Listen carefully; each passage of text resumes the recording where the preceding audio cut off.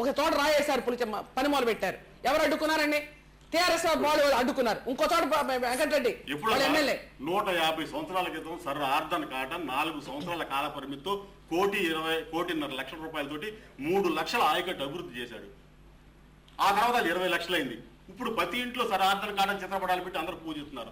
రాజశేఖర రెడ్డి గారు 52 ప్రాజెక్టులు పెద్ద ఎత్తున 1,00,000 కోట్ల రూపాయలతో 52 ప్రాజెక్టులు కడతానని చెప్పిన మాయ చేసి మోసం చేసి జనం దగ్గర ఓట్లు వేయించుకుని ఇవాళ దండుకుంటున్నారు. ఇవాళ దండుకున్నారు. అంతకన్నా బాగా మా కార్డు చూడండి. ఇవాళ దండుకున్నారా లేదా? కాదు కోర్టు ముట్టికాయలు ఏంటి? కోర్టు ముట్టికాయలు చెప్పండి. ఎన్నిసార్లు మిమ్మల్ని కోర్టు ముట్టికాయలు వేసింది? చంద్రబాబు గారు కోర్టులతో ముట్టికాయలు వేయించుకోలేదే. ఎన్నిసార్లు ప్రాజెక్టులు మీరు అడ్డుపడ్డారు? మీరు తెలియదు. చెప్పండి సార్. చెప్పండి.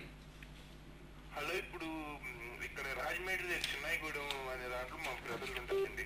అక్కడ ముందు ఈ పోలవరం ముందు కాలువలు కట్టేశారుగా, అదే కాలువలు కట్టేశారండి. ముందు కాలువలు కట్టేసి అసలు డ్యామ్ ఏం మొదలెట్టుకుని కాలువలు కట్టారండి. ఇప్పుడు అవి వర్షాలు నిండిపోయి పడిపోయి ఇప్పుడు వాటిని ప్రస్తుతం చేపల చెరువులుగా వాడుకుంటున్నారండి. మరి ఇలా చేస్తే అలాగండి. దానికి ఇప్పుడు విన్నారు కదండి, నేను ఇందాక చెప్పానే, ఏదైతే పిల్ల కాలువలు దవ్వుతున్నారు, కాలువలు దవ్వుతూ ప్రాజెక్టు కట్టుకున్నారు. అసలు ప్రాజెక్టు ఒకటి పూర్తి చేశాను, ఒక ఫోటో చూపించండి. ఈ ప్రాజెక్టు పూర్తి చేస్తాం, ఇది ఇనాగ్రేషన్ చేస్తాం, చెప్పమనండి. తెలుగుదేశం జంజావతి, పెద్దగడ్డ, పెద్దూరు, సూరంపాలెం, వంశధార, శ్రీశైలం, ఎడం కాలువ, వంశధార, ఆలీసాగర్, గుత్ప, గుండ్లకమ్మ, తాడిపూడి, పుష్కరం, వెలిగల్లు 17 ప్రాజెక్టులు ఏం పూర్తి చేయలేదని లిఫ్ట్ ఇరిగేషన్ అండి. ప్రాజెక్టులే కాదు, లిఫ్ట్ ఇరిగేషన్ కూడా అదే పేర్లు ఉన్నాయి. లిఫ్ట్ ఇరిగేషన్ అంతే, ఏం కాదు.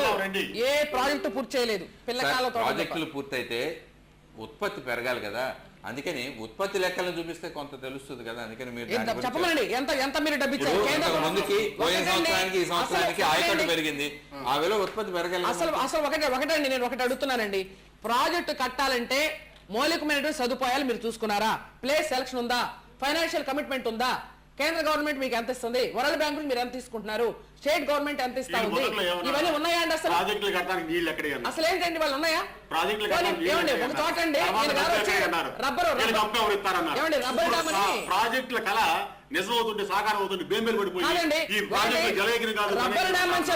డ్యామ్ అని చెప్పారు. ప్రారంభోత్సవం చేశారండి, ఇలా ఆపేశారండి. ఇలా ఫౌండేషన్ వేశారండి, ఇట్లా అయిపోతుందండి. ఎందుకు షో చేస్తున్నారు? సరిగ్గా వాస్తవాలు గమనించినట్టయితే జలయజ్ఞం అద్భుత ఫలితాలు ఇస్తా ఉంది. రైతులందరూ హ్యాపీగా ఉన్నారు. ఇప్పుడు వర్షాలు కురిశాయి, మీరు సమస్య ఏంటంటే రైతుకి గిట్టుబాటు ధర అన్నది కదా ముందుకొచ్చింది. మాట్లాడితే మేము ప్రాజెక్టులు కట్టామంటున్నారు. ప్రాజెక్టులు ఎక్కడండి? అరే జనయజ్ఞమయ్యా, జలయజ్ఞం కాదని చెప్పని పత్రిక మీడియా చెప్తా ఉంది. ఎట్లాగండి? మా నాయకుడు సంపాదించాడు, మా నాయకుడు సంపాదించాడు, జనమే చెప్తారండి. హలో, నమస్కారం సార్, నా పేరు జగత్రావు అండి. చెప్పండి చెప్పండి. వింటున్నారు, ఇద్దరు వింటున్నారు, చెప్పండి సార్. ఇప్పుడు రాజశేఖర రెడ్డి గారు మన పాదయాత్ర చేశారు. ఏమైనా ప్రమాణ స్వీకారం చేసి ఆయన ఆ రోజు ప్రజలకు ఇచ్చిన వాగ్దానం ఏంటి? ఈ రోజు ఏం చేయగలుగుతున్నారు ఆయన? ఒక కెనాల్ రైతుకి ఏం కావాలి అనేది చేసి అడిగారా? ఈ రోజుకి 4 సంవత్సరాలు అయితే ఆయన చేసిన పని ఏముంది? ఈ రాష్ట్రానికి చేసిన పని ఒకటి ఫస్ట్ చెప్పమానండి. ఎస్పెషల్లీ రైతులు రైతులకి ఏం చేశాడు ఆయన చెప్తారేనండి. దీని మీద చర్చను కొనసాగిద్దాం.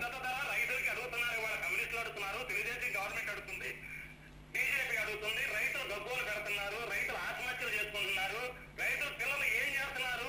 ఒక కుటుంబం ఎట్లా సర్వనాశనం అయిపోతుంది.